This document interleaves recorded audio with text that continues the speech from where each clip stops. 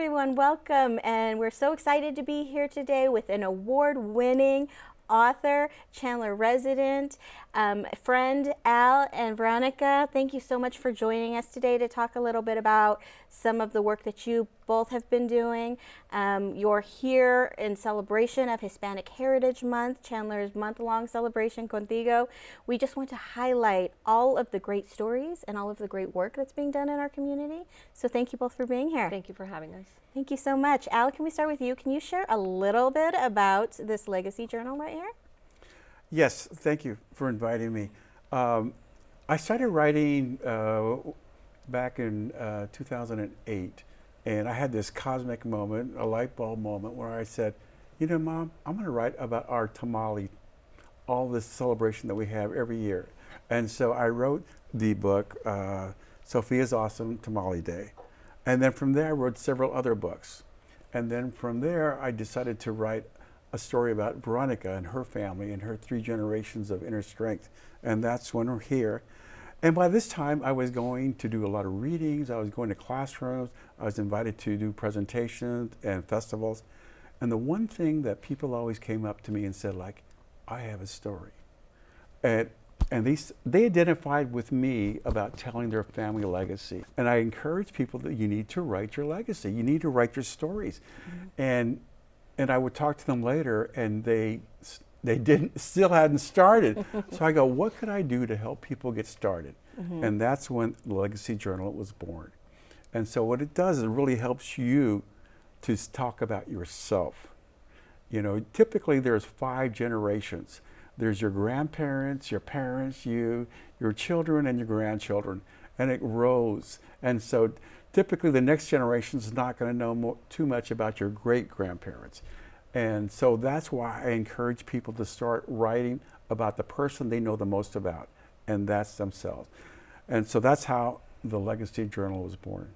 Oh, okay, great. Can you tell us any of the discoveries that you made about your family or your culture or your heritage that you discovered in this process?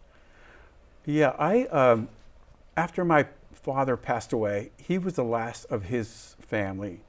And so I went to my older cousins wanting to know our story about our family's journey, what did they do, how did they get here, and no one knew. You know, it's something that no one asked or no one cared to know about. And so that kind of started me on this journey. And fortunately, I came across many different things that helped me to look from their point of view and all the things that were going on in their life, you know, like the Mexican Revolution. You know, here we were became a state, the Roosevelt Dam was being built, World War II, the need for cotton, so copper, and all of those different things. And so that's kind of what started me to learn about our family legacy and our family stories and heritage. Mm-hmm. It's interesting you talked about the 5 generations from grandfather to like grandchildren. There's a lot that can happen there. And you're right, a lot of information can get lost. Right. So how important is that to document that information for the future of families? Well, I think it's very important. I think that everybody, you know, we get on this earth and we want to say, like, who am I and why am I here kind of things. But, you know, you want to feel like you're a part of a bigger purpose, you know, a family. You want to feel connected to them. And then you want to feel like to a community. And then when you know about, you know, your heritage and your stories, I think that really brings out you as a person to be proud of that heritage and all the traditions and cultures that we share. Mm-hmm. And you were sharing strength, right? Exactly. Things that have been overcome. Yeah, exactly. Exactly. So that's amazing. Can you share with us, I know you have, this journal has been out for a little bit and you've been talking and people have been using it. Can you tell us of a story that maybe someone shared with you of some information that came out about their a couple of things. Heritage? Yeah, one person, a cousin said like, you know, because you really want to share a lot. And some of the questions I say like, is there something that you don't want to tell? Is there something you want to carry to the grave? Or, you know, who is your first love?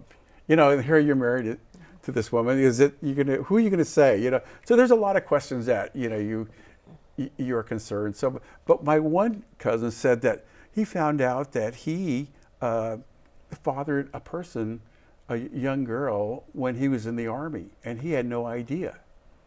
So that's one thing I found was really interesting. The other thing I found was this person that said, like, you know what, I really had a chance to find out my inner self. I got to meet my inner self by writing this book, by filling out the forms. Right. And that's really important. Who are you? Typically, our life a lot of time is automatic. We wake up in the morning, we go here, we do this. We're taught, to be here at this time. We're by our culture, our traditions, or just the fact that we're trying to survive. We don't think about why and who we are and why we do things. And so I think that is so important, just to realize how beautiful you are in the inside, and how to help others in that way. Yeah, what makes people, motivated? Right. It's part of their DNA. You know, when you look back and you see how strong your parents or your grandparents were, how they suffered, how they had so many challenges, and maybe you're not facing the same ones, but similar ones. And so you realize, oh my gosh, all that strength I did get from my grandmother or my grandfather, or, Right. when people say, oh, you're just like your grandmother. and there's a reason, for that. And Right. it's part of our DNA. And so we get to learn who we are when we answer these questions. And I think a lot of times for me, when they said you're just like your mother or your grandmother, it wasn't necessarily positive. Was it a good thing? Was that a good thing? It wasn't, but I think it was positive now that I'm older. As we get older, right? Yes, Yeah. absolutely. Yeah. But I'm sure there are more stories that tell Yeah. the context or tell the reasoning Sure. or the things that they were facing that I had no clue. Yeah, Yeah. exactly. One thing I want to add too, like Veronica and I, we had a chance the last couple of years to do some really nice traveling, and learning about your own culture, your own heritage, and your own family. I think when we go out and meet other people and their culture is different, we have a greater appreciation of who they are, and I think that's what's so important about bringing people together. Having that. Where you can work together. I think a lot of the arts, the culture brings people together. And I think that's something that we're missing today that I really... That is a very, very good point. And you come to realize that we're not so different. Absolutely. We all want the same thing. People, wherever it was that we traveled, they want the same things for, for their families, for their kids, for their legacy. People are generally good. Yeah, this book, Better Than Me, what had happened, I went out and I was at the Mesa Library. They had this program, Be a Book Day. And so in this class that I had, I was telling them about the book I was writing at that time. And I said, what they're trying to do is, like, people want their children to have a better life. Mm-hmm. And that's what the Legacy Journal is about. And that's what this story is about too, It's like wanting to have your children and their grandchildren to have that better life. And in that way, we're all alike, So this woman from the Middle East came to me and said, that's my story. That's my story. And I go, that's everybody's story. We're connected a lot more. We could connect a lot more than we know. And that's how we came about the title of the book, because my mother and my grandmother always said, quiero que seas mejor que yo. Que tengas mejor cosas que yo. So that's where the book came from. We were really wondering, we were hoping that we weren't going to be insulting anyone by saying better than me, but that's where it came from, is it's Absolutely. better than, I want you to do better than I did in this life. Yes, that makes And a lot of it has to do with, getting an education. It's just bettering yourself, learning, Whatever path educating that yourself, means. whatever path that may be, exactly. So I do have one final question for you, because I read through the journal, and there are such great questions that, like, you nailed it. They really get your mind going Yeah. on things you never would have thought before that need to be documented. But how can people get started on their own, besides going to buy one of these right away? Yes, yeah. Well, yeah, to help you get started. I was probably the worst person that I would ever think that I would be a writer. And because I was just afraid to write, or just, I didn't really get into grammar and spelling and all of that. The first thing you should do is really do an oral history of all your parents, your grandparents, anybody that knows your family story. You got to go and talk to them right away and start finding out those stories. And you might be amazed of some of the stories that they have to share, that they've been holding inside, that they want to tell people. A lot of times they are afraid to say things, but when you know that how important it is to know these stories, then they start to share. The next thing I would encourage people to do is like document a timeline. Have like, as far as you can go back, what time they started. Like for me, I could go back to my family, like in Sonora, Mexico in the 1880s. And so what was like in Mexico in the 1880s? What was that like? And then take it farther, where they were in this little town. And so Pancho Villa came in and raided the town. And so start document these stories, but also look at the other things that are nearby. Was there a river nearby? That were happening along the same time. Yeah, was there a railroad that came right. by there? Was a major road came by there? Why did people want to live in this area? What was bringing? Those are things that you want to know. My brother passed on to me some old photographs, and I looked at those and I go like, I don't even know these people. And sometimes there are things written in the back so you can kind of, get an idea. But many times the people that took the pictures say, oh, I know who that is. I don't have to, write it down. But no, it's really important that you write these even today. Write them down. Yeah. I know we're doing a lot of digital right now, but as you take photos, that's important to do. Yeah. So that was the other thing to do, is like look for, like I found like studies that were made in the area. I found census that were made. I found an old scrapbook. I found these old photos. And I looked at my grandfather who died, almost 100 years ago. I says, how do I get to know you, And I looked at that, and you have to look at their eyes, look at their face, the style, their surroundings, who they're with. Their dress. And you try to get a feel for, we're the same, Right. I want to know you, come to me, kind of thing. So. Those are really good tips. And I hate to cut this short because I know there's so much we can talk about, but thank you so much both for being here and for sharing these stories and these tips and this help to help other people tell their stories too. Yeah. Right, exactly. And I know, Chandler has such a tremendous Hispanic community, and when you take everyone in together, there's just lots of beautiful stories there. Wonderful. Of resilience and just triumph and all kinds of good things. Absolutely. Well, thank you so much for being here. Thank you. Thank you all for watching. Thank you. I started writing my books back in 2008. I had my cosmic moment, my light bulb moment, when we were making tamales.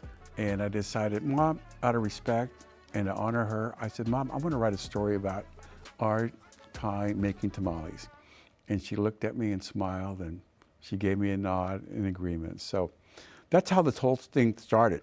So it took me a while. It took me like 3 years to write this book. The purpose of this story is to share with the reader the process of making tamales and embrace the beautiful Mexican culture, its traditions, and family experiences that go with it. It's about being proud of who you are, believing in yourself, learning life principles, leadership, planning, doing your best, being confident, and learning to work with others, and never giving up. What do you think? All of this in a children's book? You think so? Let's find out, okay? Gather around, everyone. I want to tell you the story of Sofia and her awesome tamale day. Once upon a time, not too long ago, and a place not too far away, lived a young girl by the name of Sofia, her grandmother Margarita, and her intelligent talking parrot, Pepe. They lived in a quiet pueblo on the Santa Poco Loco near the Que Milagro River. It was a cold night in the middle of December, and Sofia was putting her parrot, Pepe, to sleep. And Sofia says, Pepe, it's time to go to sleep. And Pepe says, Pepe, tired. Pepe, tired. Well, Pepe, good night. I love you. Have good dreams. And Pepe closed his eyes. Then as Sofia prepared to go to bed, she gave her grandmother a big hug and whispered, Good night, Abuelita. Good night, Sofia. Have sweet dreams, mi amor. And her grandmother responded. Then Sofia pulled the covers over her back and covered her eyes. She thought about the coming of Christmas seasons and all the special times that she would be sharing with her family. But all of that was going to change. Early in the morning, there was a knock on the door.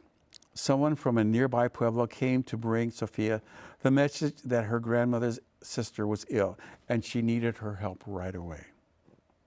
The grandmother packed her clothes, but before she left, she sat down to talk to Sofia. Sofia, she says, I need to leave and take care of my sisters, and I'm not sure when I will be back. This is the first time you will be by yourself, but I know that you and Pepe will be okay. But I need your help.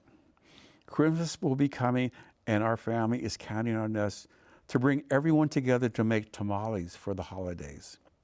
I need to ask you if you will be able to lead our family in the making of tamales. The making, eating, and sharing the tamales made their holidays special, and it was always be a part of their family history and tradition.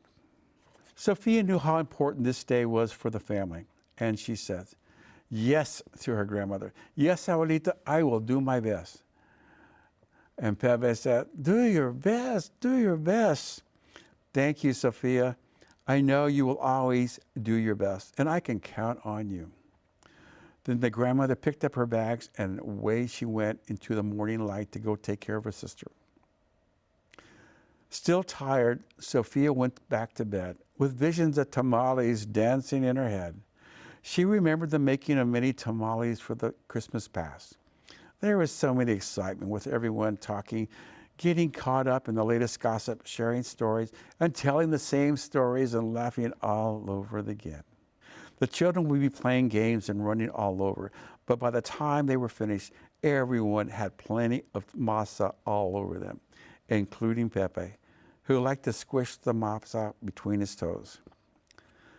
Sofia woke up again, and then she heard Pepe talking. Buenos dias, time to get up, time to get up. Good morning, buenos dias, says Sofia. Sofia thought to herself, what a big responsibility to be in charge of making tamales for the Christmas celebration.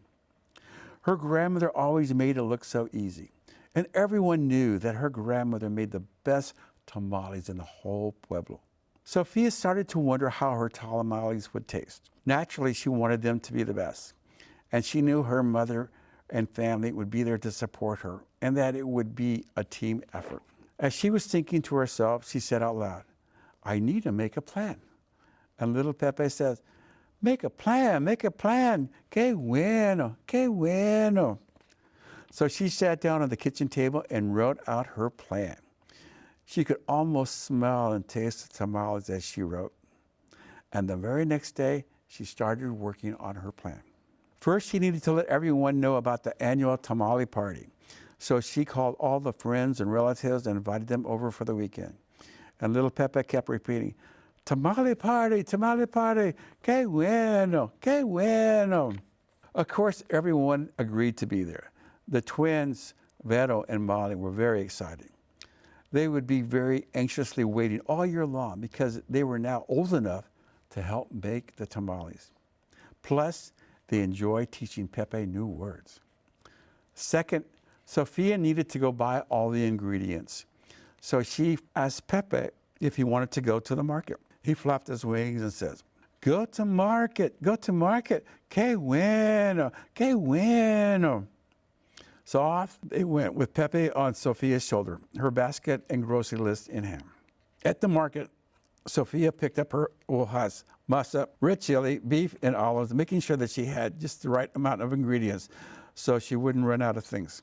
The process would be very slow, but if she needed to go back for the market for more.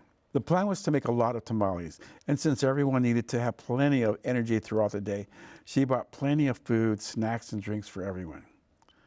Pepe enjoyed flirting with Sofia's girlfriends. He would say, que bonita, que bonita.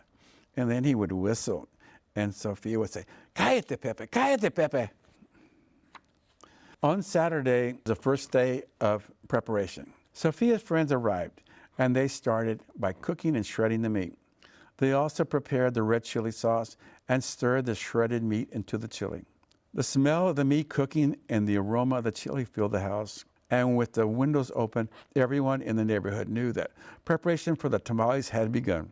Throughout the day, the twins tried to teach Pepe new words. And they asked Pepe, "Can you say rabbit?" And Pepe said, "Rabbit, rabbit." And then Pepe asked, "Can you say rana, rana?" And both girls said, "Rana, rana." Then Sofia shouted, "Hey, what's going on there? And who's teaching who?" The first day of preparation was completed. They placed everything in the refrigerator to let it set overnight. Everyone would return the following day. The next day was Sunday. Tamale Day had arrived. Sofia got up very early and went to church. While she was there, she said her next step prayer for her grandmother and her sister. And then she hurried home to prepare for the big day. She knew her job was to keep everything organized and to keep the tamale line moving. Family and friends arrived around noon, and Sofia greeted everyone with a hug and a big thank you for coming. Linda started the process with softening the hojas. Then Eduardo started preparing the masa. Not too hard and not too soft. He knew that to test and to see if the masa is just right, you drop a small piece of masa into the glass. And when it finally floated to the top, the masa was ready. Was warming the red chili, and Sofia added her secret sauce. Little Pepe says, secret spices, secret spices. Que bueno, que bueno. Now everything was ready, and it was time for the assembly line to begin. Maria started the first group with smearing the masa on the hojas using the back of the spoon. The second group was to put a spoonful of red chili on top of the masa. Little Velo and Molly took turns putting the olive on the top of the chili for good luck. The last group wrapped it up in another hoja to close it and to put it on the platter. After a while, Sofia was overseeing the assembly line of making tamales and realized that they were running out of olives. She quickly found out why. The twins were eating more olives than they were putting in the tamales. Just at that moment, they knew they were getting caught and they started blaming each other. She started it. No, she started it. She ate it first. As everyone watched, Sofia shouted, "Attention everyone, we need to go back to the market to buy more olives. And we need more hojas too," said Linda. "Okay, we need a volunteer to go to the market, and this is a good time to take a break," said Sofia. Alberto said he would go, and when he returned, everyone was ready to start again. The tamale line was back in business, making tamales one after another till they were all done. What a great day it had been. Everyone was tired, but they were proud of their tamales that they had made. And they knew Christmas Day would be special. They put their heart, soul, and a lot of work into making their traditional family tamales. Pepe wanted to play one last trick on Vero. Sounding like Sofia, he shouted out, "Vero, Vero, come quickly." Vero came running. "Sofia, what do you need?" Sofia replied, "Vero, I didn't call you." Vero paused and looked at Pepe with her squinting eyes. Everybody laughed.